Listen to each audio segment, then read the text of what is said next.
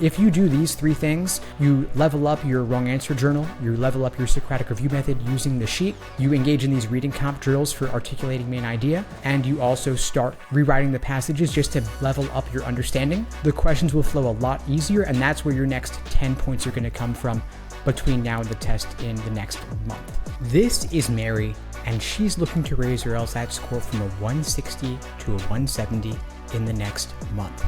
My name is Steve Schwartz, and I've been teaching the LSAT for the past 20 years. Today, Mary's going to bring me her biggest LSAT challenges, and I'll help her address them as we look to get her her next 10 points. Where are you scoring right now, and then what's your ultimate goal score? So I did a few, over 10 of the prep test, and I'm on between 160, 162.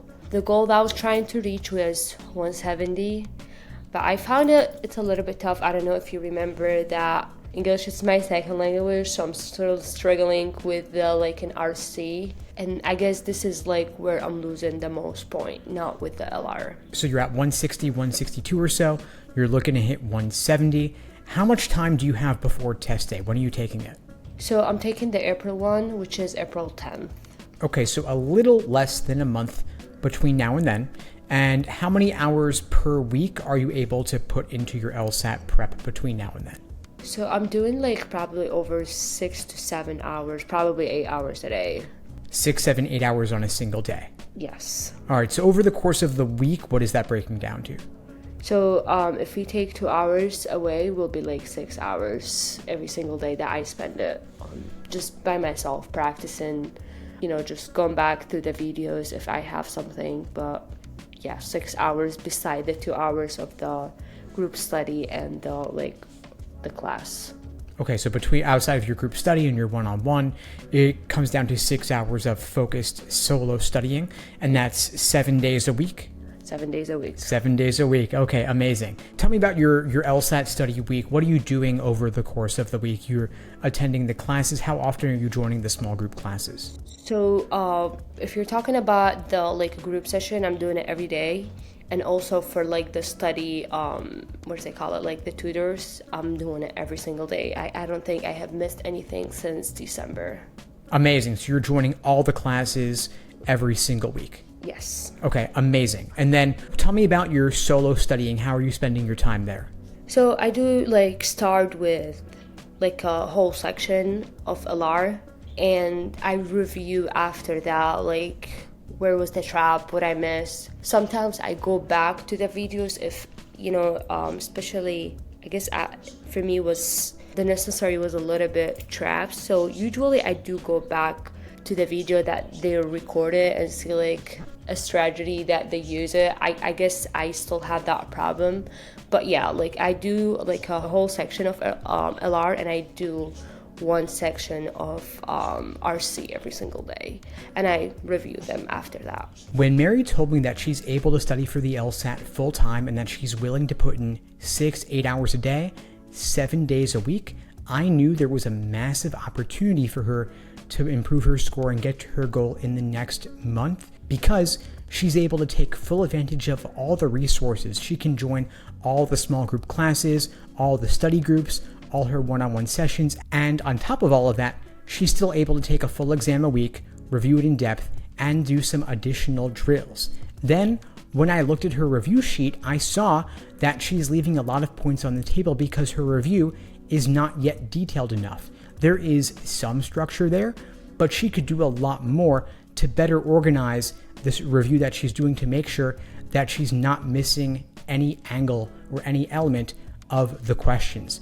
Once she implements this, I think she's going to get her 10 points from that alone. Reading comp being the weakest area as a non-native speaker, would you say that timing is more of an issue, or accuracy, or endurance, or something else maybe?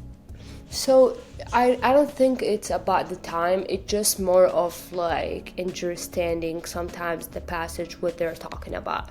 There are some of them, they're okay. I can just, get a complete point with the passage. But there's some of them, if I don't really understand what is the idea, what is the argument about, I get distracted. And when I move to the answer choice, I mess it up, literally. Sometimes I'm able to kind of eliminate 2 to 3 answer, but ending choosing the wrong one, which is, I don't really know why always happening with the RC, but I guess this is the most struggling. Like I'm losing about 10 points most of the time. Okay, and you would say it's more just accuracy and understanding first and foremost? Yes. Okay, amazing. And talk to me specifically about your accuracy in terms of number incorrect between LR versus RC.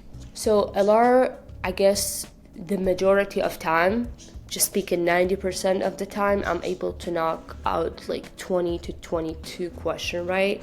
But the RC from the other side, probably like 15, 16, barely like 16 question.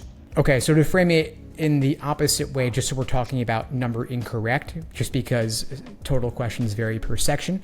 LR, if you're getting 20 to 22 correct, that means you're probably getting -3, -5 or so in logical reasoning. And then in reading comp, since it's out of about 27, that means you're getting -11, -12. Yes. Okay, so yeah, of course, either way you look at it, reading comp is clearly the area to work on. Now talk to me about how you review mistakes. So, first of all, I shared already the sheet. I started a little bit late on doing this. When I start, I did not follow up with the strategy of like finding the gap between the evidence and the conclusion. Like I start doing that late. So now I go back to the argument and read it one more time and see what I kind of missed or I did not pay attention to. And I, just ask myself what made me choose the wrong answer and what was the trap that I thought about it and what makes it wrong versus what makes the right question, the right answer choice. And I do sometimes write like what is the main takeaway from the question type. Okay, good. No, you're speaking my language here. You're clearly articulating the particular points that you've got to be hitting during your review process, so you know what you need to do and you're taking the steps to do it. I do think there's some opportunity here to go even further, which is actually really exciting because that means there's untapped potential. You're looking to get 8-10 points or more in the next month or so because there is something that you could be doing but haven't gone all the way on. If you just do the thing, then you release that potential and you get the score increase. I'm pretty excited to dig into that with you. I want to get there in just a moment. Before I do, I wanted to ask just a couple more questions about your study process. We're narrowing here to reading comprehension. Of course, you're looking at different passage topics. So let's look at the reading comp tab since that's more relevant. You're dividing them up: social science, natural science, law, art, humanities. But with these categories, I'm seeing that columns A and B are pretty empty. Columns C, D, E are a bit more filled in. D and E especially. Should I take that to mean that art and humanities give you a bit more trouble because there's more of them in the sheet? Art is the worst thing. Okay. Ever. Literally. Like when they talk about history, like pictures or like something happened 20,000 years ago, like no way, please. Like I guess, as I told you, the language, like the word that they use, I'm not able to, like if I read a sentence and I don't know what does it mean, it's gonna be hard to predict what they're talking about. Sometimes LR from other side, like if I did not understand a word here and there, but the main takeaway from the stimulus, like I got it 100%. Like I don't have to know every single word meaning. I get the main takeaway and I try to attack the answer or the question. But here, like if I don't know, let's say the attitude of the author, I will get the question wrong. Sometimes they use those like analogy questions, like they referring to something else or what the author kind of agree with. I was like, no way. There's no way I'm gonna answer those questions. Yeah, art is a little bit tough for me. Okay, that's good. That's good to know. We'll talk about the understanding the specific language versus getting the big picture versus being able to go back. But it's good that you know which topics give you more trouble than others, because that's obviously suggesting let's spend a bit more time here. Now, do you find that you're running out of time in these passages, in the art passages or the humanities passages, for example?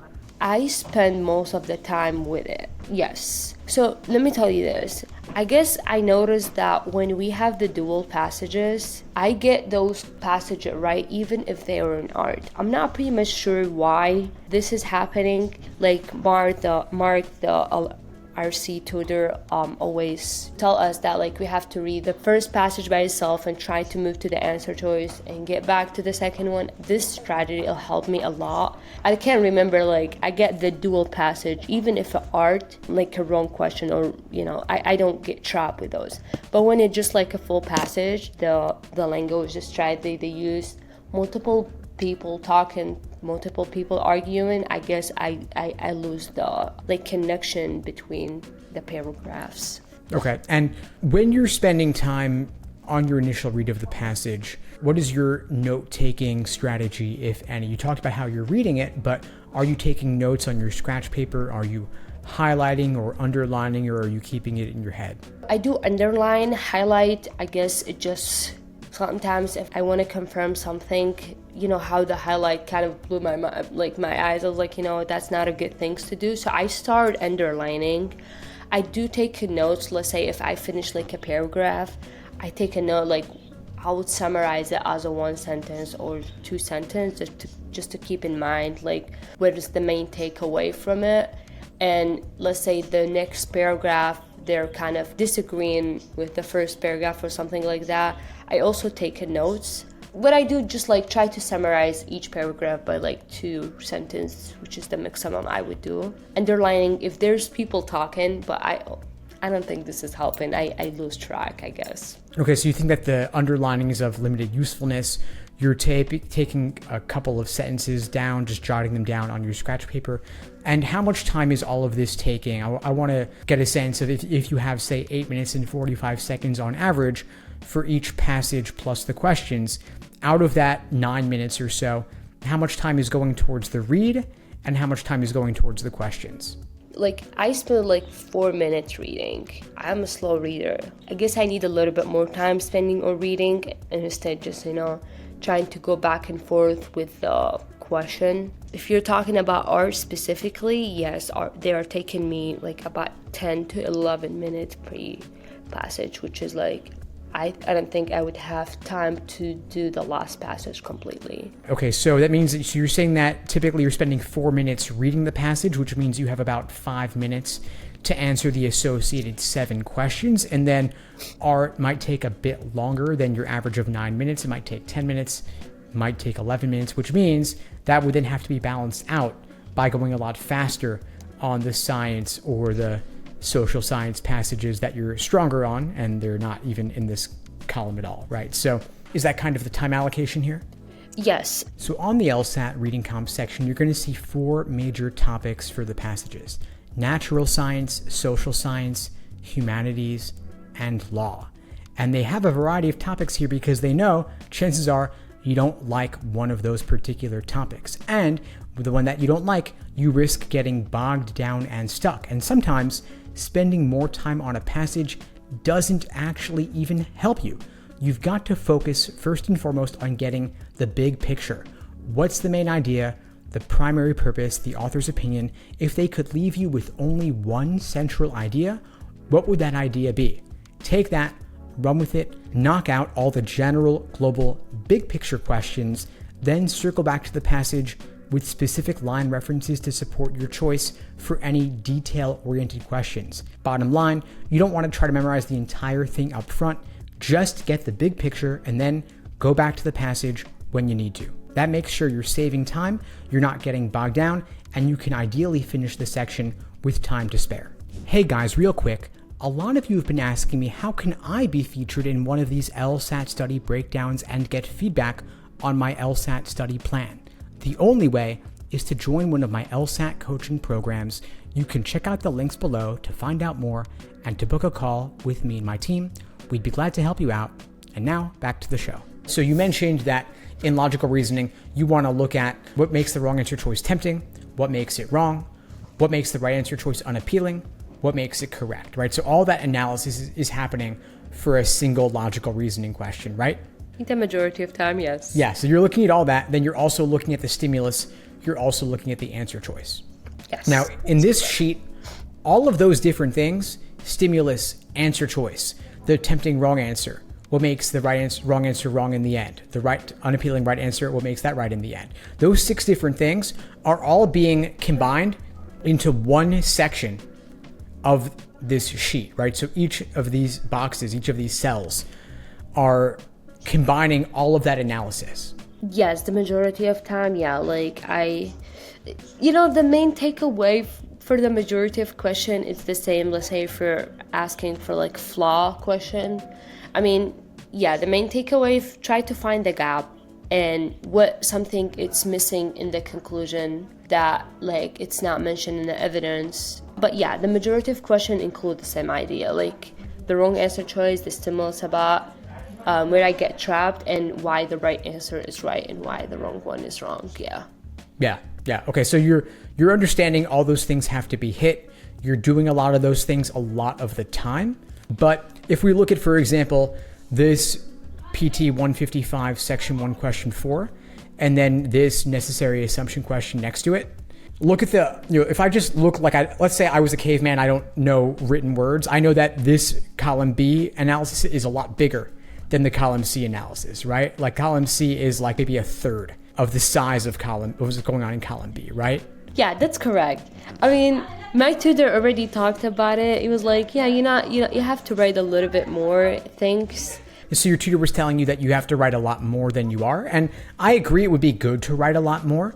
But rather than just saying write a lot more, I want us to get more concrete about what you need to write more of. And I think because you already, without my even saying it, you already knew the different points you want to hit. Now I can say that, of course, you probably hit more of them in this principal question than in this necessary assumption question, just based on the length. But I'm wondering if the opportunity I see for you is if we were to structure this sheet, this journal, in a different way, such that you would have dedicated boxes for each of those points. So you had, rather than orienting this by question stem type, like you have row 1, you have flaw, principle, necessary, resolve, disagree, agree, and so on.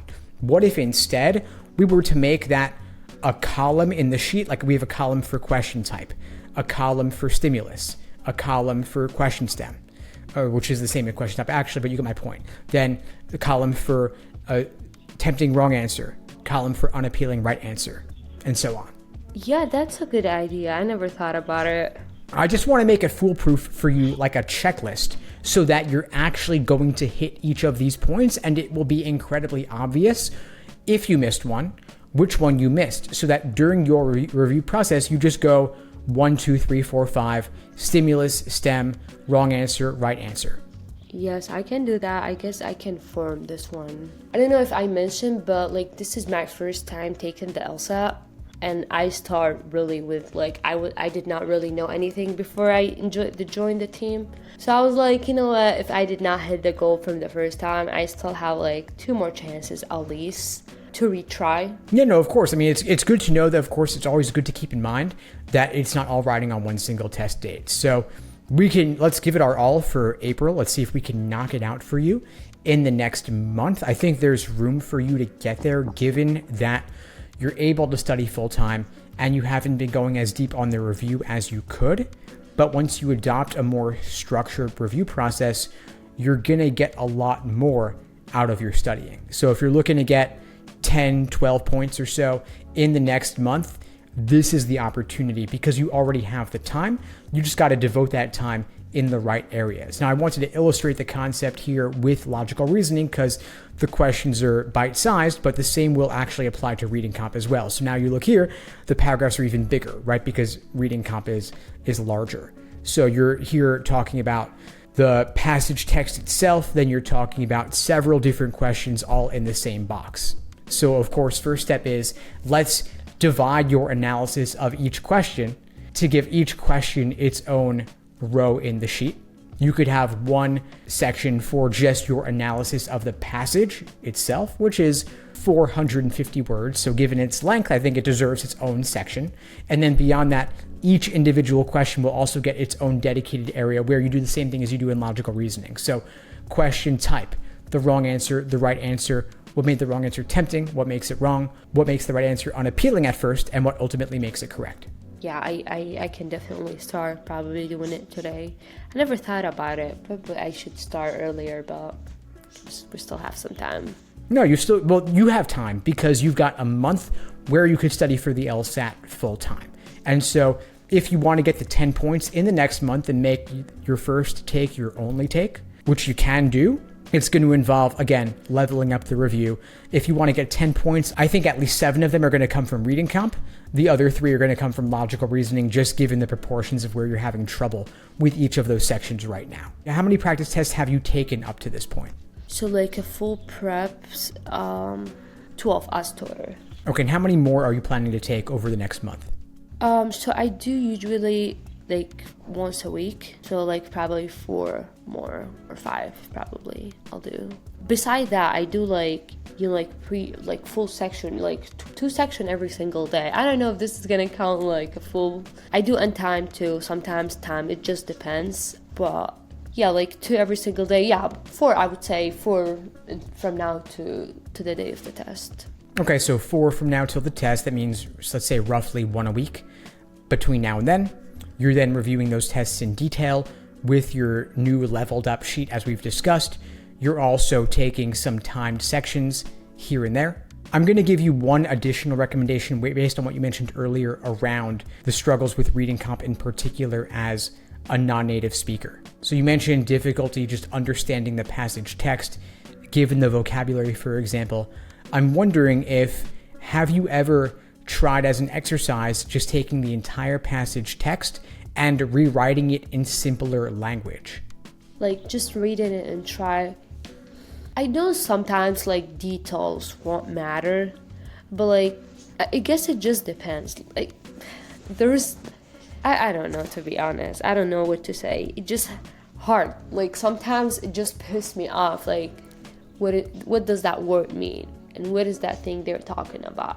Or like if I did not understand, like let's say 2-3 sentences, and I kind of get to the second paragraph, I lose track. Like if you don't get what they're talking about there, how you're gonna understand whatever they're talking about. So everything is kind of related to each other. Like they talk about a point, they kind of describe it, if they agree with it or they does not agree with it, and then they explain why.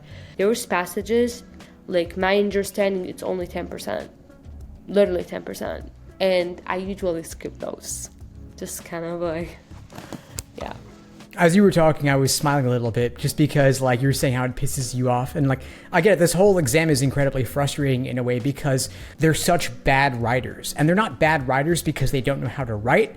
They're bad writers because they're looking to disguise and mask the concepts that they're presenting. And as you said, it's layers upon layers upon layers. So if you don't get one part and everything builds off that one part, the whole thing's a lost cause. And so I'm going to recommend 2 different drills for you that I'd like you to try out. One of them is to just read some passages and articulate in your own words what is the main idea, what is the author's opinion. If they could leave you with only one central thesis or main point, what would that be? You put that in your own words without even looking at the questions. Then, after you do that, you solve only the main idea questions associated with that passage.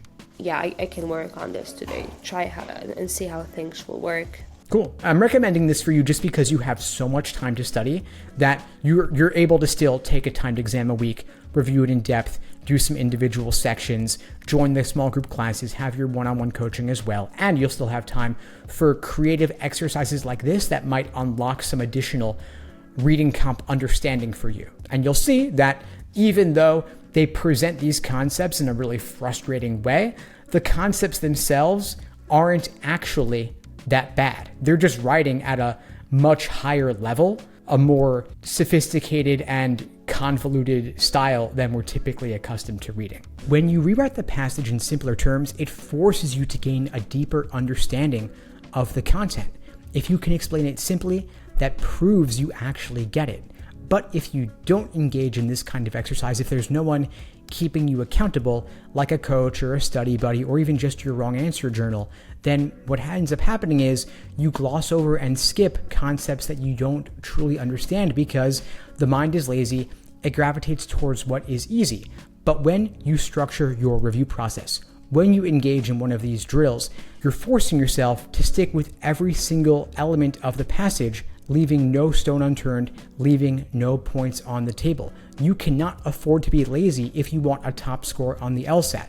Those who get 170 or above don't do so by accident. It's because they make sure they understand every sentence in the passage, every logical reasoning argument. They're not leaving anything to chance, because if you don't understand it now, you're not going to magically understand it all of a sudden on test day. The test writers are extremely lazy. They keep reusing the same concepts and the same tricks and traps over and over again because most students are going to keep falling for them. But the good news is there are thousands of released LSAT questions. There are over 400 released reading comp passages alone. And if you understood thoroughly even just a quarter of those, or even just a tenth of those, that would be enough to ensure you could get a 170 or above on test day. To be honest, I was major in political science. I read so much books, so many articles, documents. It was not that tough. I can imagine how many article and essay I wrote and read also when it was never like that. Just the transformation of the language, I feel like they just bring words and put them all together, just try to make a sentence. I don't know if this is the case, but when I start studying for the test in the beginning, I was trying to also translate the passage. But even in my own language, it does not make sense. They're trapped. It's not like a normal person writing something. I feel like they just bring words somewhere here and there and they put them together and trying to make a sentence. Even in my native language, they're still hard to kind of capture everything unless you read it and kind of skim everything. Yeah, I agree. Legalese, this is legalese, it's a contract language. It is yet another language where even if you know English or even if you know your native language, that doesn't mean it's easy to interpret contracts written in that language because lawyers have a very particular style. And in a sense, what they're doing is they're taking these random primary sources, whether they're scholarly journal articles or whatever, and they're turning them into contract style presentation of those concepts, but it's a lot more roundabout with very complex multi-layered sentence structures. And so if you can boil them down in this drill, so one drill I mentioned was to just take the main ideas, kind of summarizing.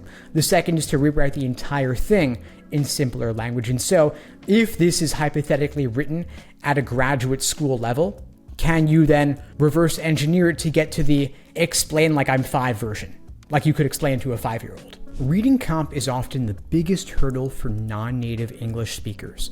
I know the vocabulary on the LSAT can be overwhelming, the structure can feel confusing, but keep in mind that like anything else on the LSAT, it's a skill that you can build. It is not a test of your intelligence, and it might require a bit more work to see the patterns in terms of the structure of the passages, but you can get there in the end, same as anybody else. I often recommend trying to break down the passages into their component parts, look at it paragraph by paragraph, sentence by sentence, word by word, redefine and simplify every single word in the entire passage, and you'll see the concepts aren't what's difficult, it's just how LSAC presents them. But with a bit more time, a bit more drills to establish that strong foundation and better understand the typical flow of a passage, you can increase your accuracy, and the speed will then come with time. Hey guys, real quick, if you're just getting started with your LSAT prep or you're looking for a quick refresher, grab your free easy LSAT cheat sheet linked below this video. I've packed it full of concrete actionable tactics you can take and apply to your LSAT prep right away for a quick score boost, and again, it's 100% free. So you can grab your copy below. Again, back to the show. I'll start doing this strategy, see how things will work. As you said, there's still like a month, everything could change. I mean, if I increase it by even 4 points, they're better than nothing. Oh yeah, no, even if you do any of the single individual things that we talked about today, I'm confident that could get you at least 5 points. If you combine them all together, I think you can get at least 10 points in the next month. So just to recap here, what you're going to do for your next action steps, taking full advantage of those 6 to 8 hours a day you have available to study. Number 1, level up your review process.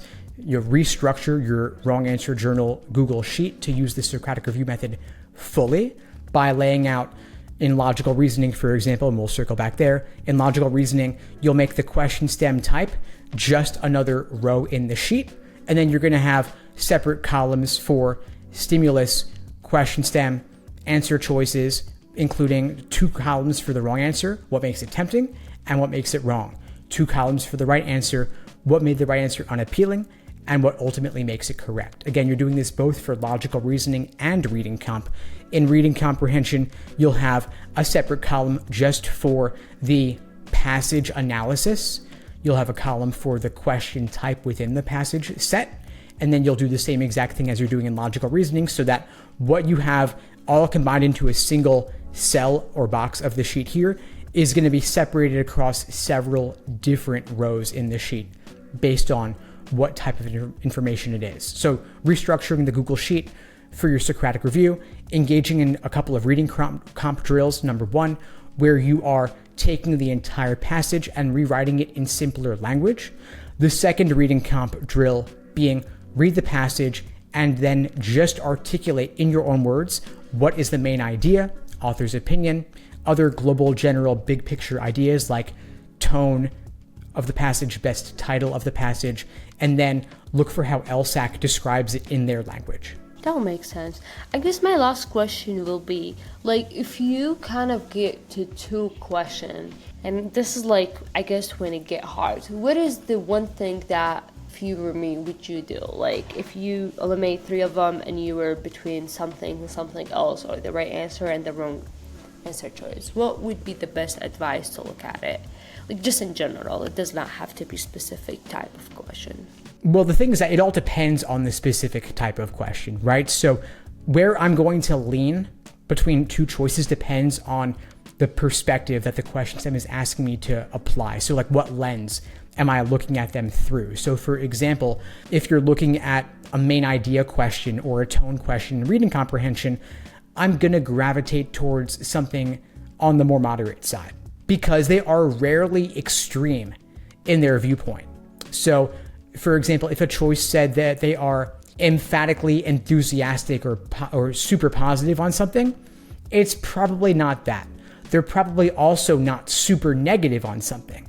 They might be a little bit critical or a little bit skeptical, or they might have reserved optimism, but they're not going to be at a polar extreme on one end or the other. But there is like the main point question, I saw some of them, some of the answer choice, it's something literally has been said like in the passage. And even if they argue about it, to the end is not the main point. Like, sometimes it just surprised me. Like, I'm thinking, oh, maybe this is like, they're arguing about it from the beginning. Probably this is the right answer. And I choose it. I'm like, no, that's not the one. I get trapped. They still have the same view, like same wording, same idea, same process. But I don't know. This is not the right answer for some reason. Well, to your point there, I mean, the main idea needs to be the global main point of the entire passage, even if it was mentioned in one particular part of the passage. If it's not encompassing the whole, then even though it's technically true, it still isn't the main idea. So you want to make sure, again, proper lens for a global question versus a specific one. But my point here more is that, broadly speaking, if you're down to 2 for a tone question in reading comp, the correct answer will not be super extreme on one end of the spectrum or the other.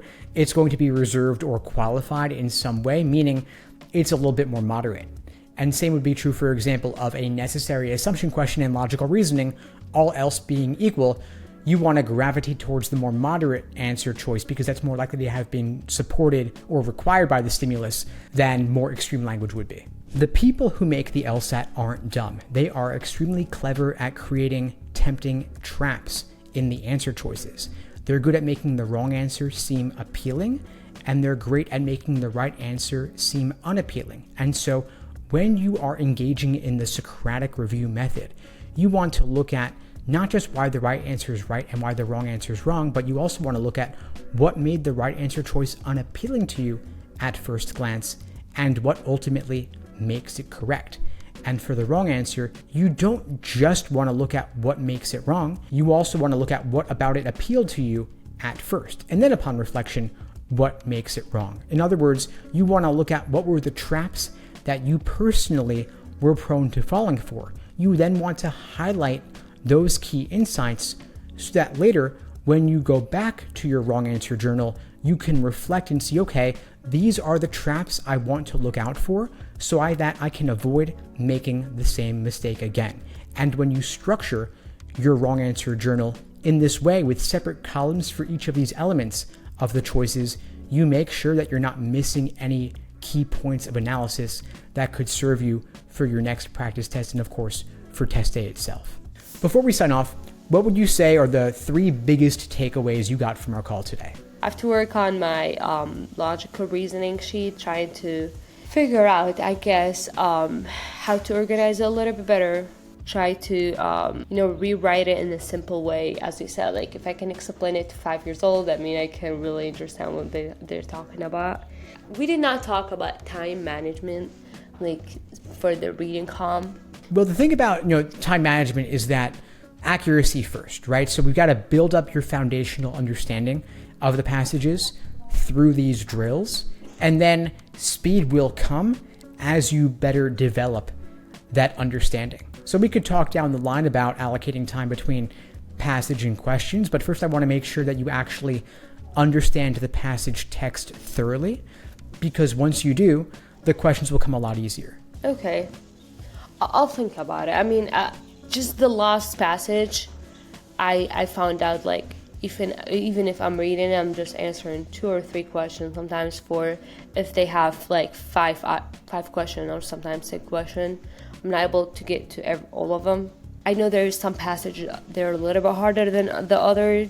It takes a little bit more time, but I guess I'm gonna try to work on all these things just from now, since I don't have anything besides studying for the LSAT. Good. All right, well, keep at it.